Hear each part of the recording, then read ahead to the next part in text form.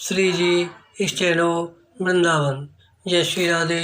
संपादकीय जागरण 9 मार्च 2021। गति 100 शब्द प्रति मिनट। कुल शब्द 430। आतंक से मुठभेड़। डिक्टेशन प्रारंभ।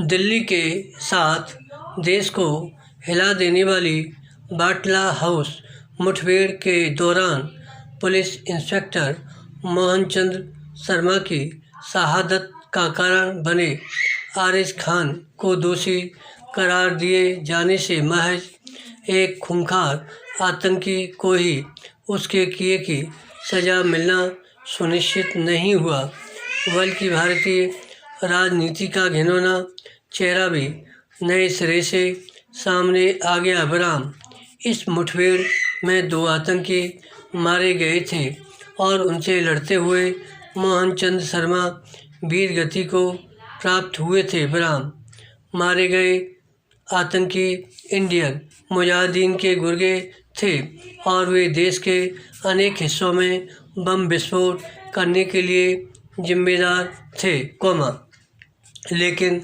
उन्हें ठिकाने लगाए जाने पर संतोष व्यक्त किए जाने और पुलिस इंस्पेक्टर के सर्वोच्च बलिदान का स्मरण किए जाने के बजाय रोना धोना शुरू कर दिया गया। बराम आतंकियों के लिए आंसू बहाने में अग्रणी थी कांग्रेस। बराम उसके साथ अन्य राजनीतिक दल भी इस मुठभेड़ को फर्जी करार दे रहे थे। बराम हालांकि तत्कालीन केंद्रीय गृह मंत्री पी चिदम्बरम इस मुठभेड़ को सही बता रहे थे, लेकिन कांग्रेस के ही कई वरिष्ठ नेता उनकी सुनने को तैयार नहीं थे। बराम इस मुठभेड़ को संदिग्ध बताकर राजनीतिक रोटियां सेकने का सिलसिला किस कदर लंबा चला, इसका पता इससे चलता है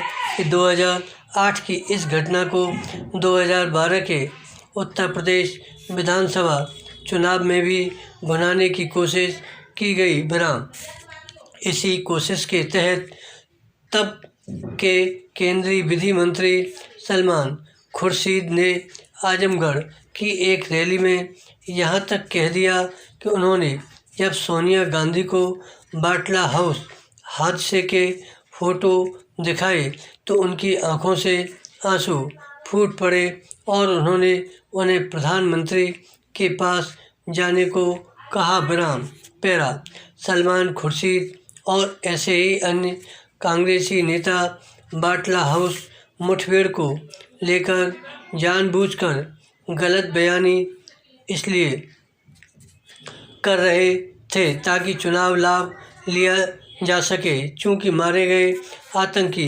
आजमगढ़ के थे, इसलिए वहाँ के लोगों को खास तौर पर यह संदेश देने की कोशिश की जा रही थी कि वे तो निर्दोष लड़के थे। बराम ऐसा करके केंद्रीय सत्ता को संचालित करने वाला दल ही आतंक की घोर निर्लज्जता के साथ अनदेखी करने में लगा हुआ था। बराम हैरत नहीं कि इसी तरह की सस्ती और पुलिस एवं खुफिया एजेंसियों का मनोबल गिराने वाली राजनीति के कारण आतंकी संगठन इंडियन मुजाहिदीन का दुस्साहस बढ़ा हुआ हो। बराम जो भी हो, अब जब बाटला हाउस से भागे आतंकी आरिज खान को दोषी करार दिया गया, तब यह आवश्यकता हो जाती है कि यहाँ हुई मुठभेड़ पर सवाल उठाने वाले नेता देश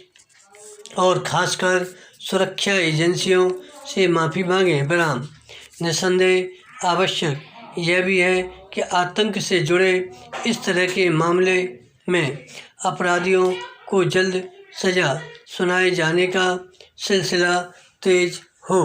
धन्यवाद।